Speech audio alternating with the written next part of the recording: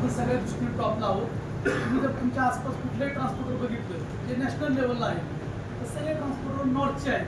महाराष्ट्राचा एकही ट्रान्सपोर्टर आहे. गाडगे पाटीलमुळे कोल्हापूरचा ट्रान्सपोर्टर होता की ज्याच्या ऑल ओव्हर देशामध्ये शाखा होत्या. ते गेल्या 5-10 वर्षापूर्वी बंद झालं कारण त्यांनी स्वतःला अपग्रेड केलं नाही. आपली कंपनी आहे तर मार्केटमध्ये ज्या कंपन्या आहेत त्याच्या मानाने फारच अपग्रेडेड आहेत. साहेबांचं तर शेड्यूल फार बिझी असतं. ते सध्या सातारला आमचे डॉक्टर साहेब सुद्धा असतात. पण जसं आम्ही मराठवाडा रनिंग केला, लातूर केलं, सोलापूर केलं, अजून बार्शी वगैरे बीड बरेचसे तालुके केले. मग ते करता करता गावची जी ओढ असती तर साहेबांची ती जागृत झाली. ते म्हणजे नाही उस्मानाबादला काहीतरी पाहिजे. माझे मित्र जसे म्हटले उस्मानाबाद मागासवर्गीय बिलकुल नाही आहे. त्या जिल्ह्याने जर एवढा मोठा माणूस दिला आहे देशाला तर तो जिल्हा नक्कीच मागासवर्गीय असू शकत नाही. हे माझं मत आहे. आणि आज साहेबांना फार म्हणजे जागतिक लेवलला देश लेवलला मोठ्या मोठ्या म्हणजे आज मी MBA झाला आहे माझं. मी त्यांच्याकडून शिकतो काय कसं करायला पाहिजे. त्यांना आपण मी साहेबांवर जोडलं.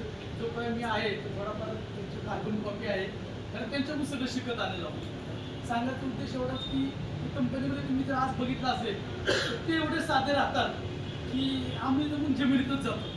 कारण का तर कंपनीचा सुरुवात त्यांनी एवढ्या गरिबीतली कंपनी म्हणजे त्यांनी स्वतः सुरुवात केली आयुष्याची.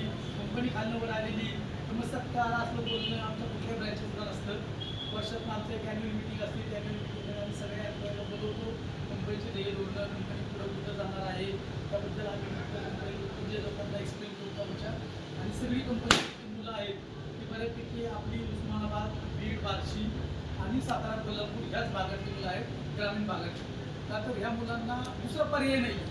जसं यांनी सांगितलं की राजकारण आणि जॉब दोन्ही किंवा उद्योग आहे एकत्र का होत नाही आहे तर माणूस 2 दगडावर हात ठेवतो. नेहमी लक्षात घ्या माणसाला जर पर्याय नसेल ना तो तुझी जीव घेणी लढतो. आणि एका संपासून शिवाजी महाराजांपासूनची सुरुवात झाली आहे.